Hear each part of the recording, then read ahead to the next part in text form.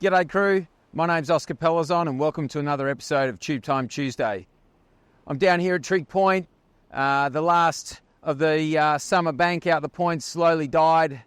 Not a lot of swell, light onshore breeze. So I thought I'd join you in the boardroom today. And I wanted to reflect on a recent coaching session I did with a client, Ben Carter from Pinnacle Planning. Now, Ben's been a one-on-one client for about 2 years, and prior to that, he was part of our small business growth program. He'd previously built his town planning business up to have 4, 5, 6 staff, but he found it very difficult, as most do, bringing on and managing staff. And in addition, in the past, like a lot of businesses, he'd done work with just about anyone who walked in the door. And over the last 12 or 18 months, the focus for Ben has been to reposition and restructure how he's running his business so that he can grow it again. And hats off to Ben, because it's easy to come up with the strategies to resolve these problems during our sessions, but it's courageous to implement them in practice. Much easier to revert to how things were and stay in the comfort zone.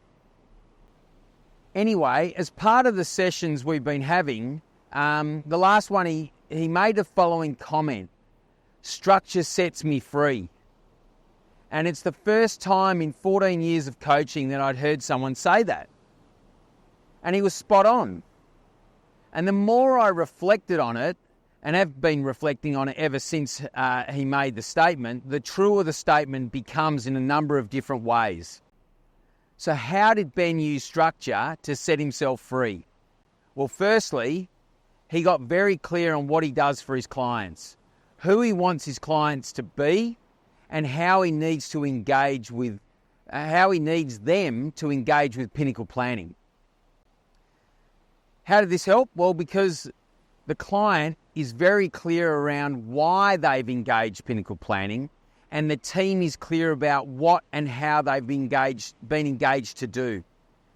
And little or no time or energy is spent making the client fit, and more time and focus is spent delivering great client outcomes. Secondly, he's clear about who he is needed in his team and what they need to be doing. They are clear as to what they need to do and who does what, and how they need to do the things that they've been employed to do.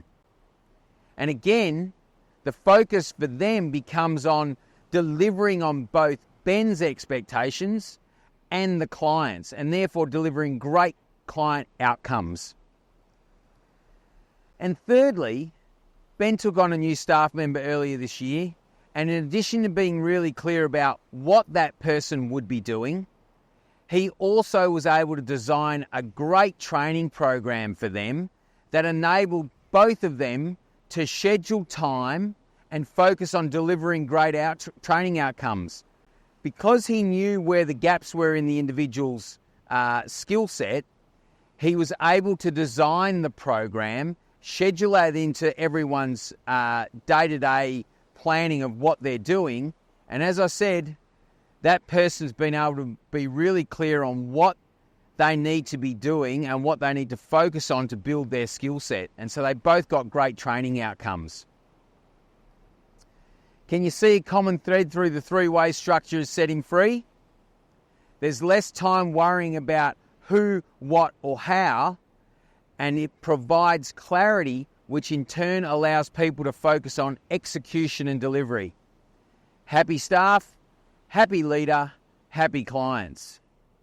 In turn, more profit and more enjoyment running his business. He's got real self-belief now on how he needs to build and grow his business.